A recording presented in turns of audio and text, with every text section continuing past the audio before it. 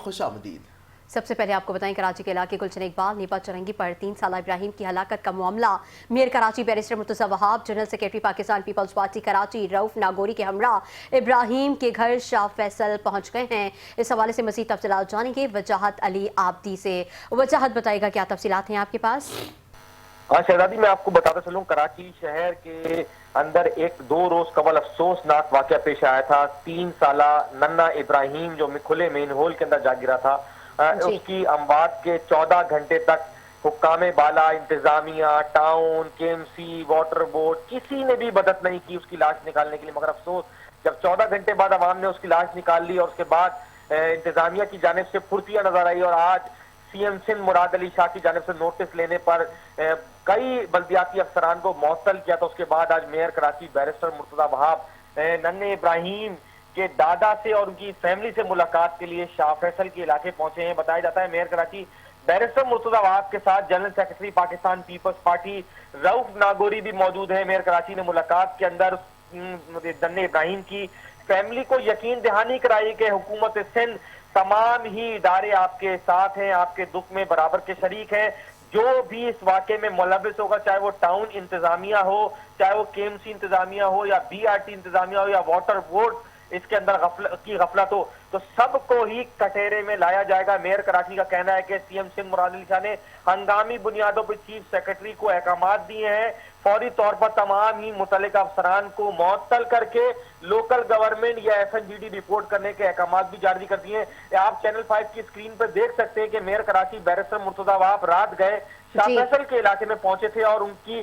داد رسی کی اور تمام یقین دہانیاں کرائی کہ حکومت سندھ اور میئر کراچی خود ان کی فیملی کے غم میں برابر کے شریک ہیں اور ہر طریقے کی معاونت اور مدد کرنے کے لیے حاضر ہیں۔ جی اچھا وجاہت، ہم نے دیکھا کہ آج تیسرا دن ہے اور آج یہ اس وقت پہنچے ہیں اس کے گھر، جبکہ پہلے دن ایک صحافی نے بھی سوال کیا تھا کہ یہاں پہ پریس کانفرنس کرنے سے بہتر تھا آپ وہاں پر جاتے، آپ نے اس وقت وہاں پر جانا تو گوارا نہیں کیا، اور اب 3 دن بعد جب رپورٹ آ گئی ہے اور جب احکامات جاری کر دیے ہیں کہ جو ملوث ہے اس کے خلاف کارروائی ہوگی، تو اب وہاں پر میئر صاحب پہنچے ہیں، اس حوالے سے بھی تھوڑا آگاہ کیجیے گا۔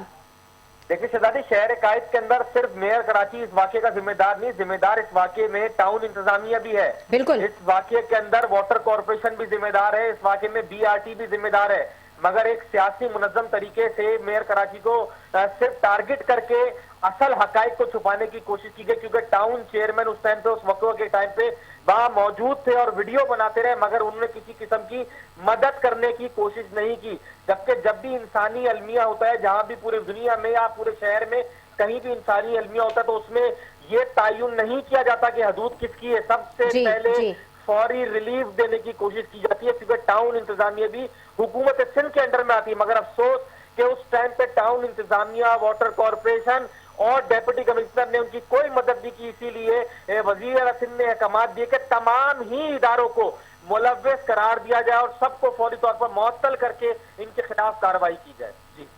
ٹھیک ہے، وجاہت ہمیں بتائیں گے کہ کس کس کو معطل کیا گیا ہے؟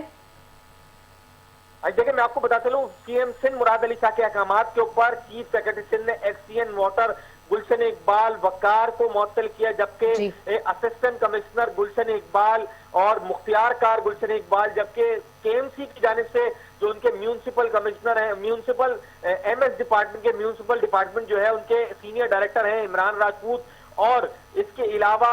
بتایا جا رہا ہے کہ water corporation, K M C اور ٹاؤن کے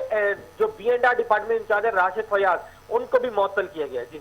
اچھا یہ بتائیے گا کہ ڈپارٹمنٹل سٹور کے بارے میں بھی بتایا جا رہا ہے کہ ان کی بھی کوئی نہ کوئی کوتاہی ہے، اس بارے میں بھی تھوڑا بتائیں گے، ان کی طرف سے کوئی موقف، کوئی بیان سامنے آیا؟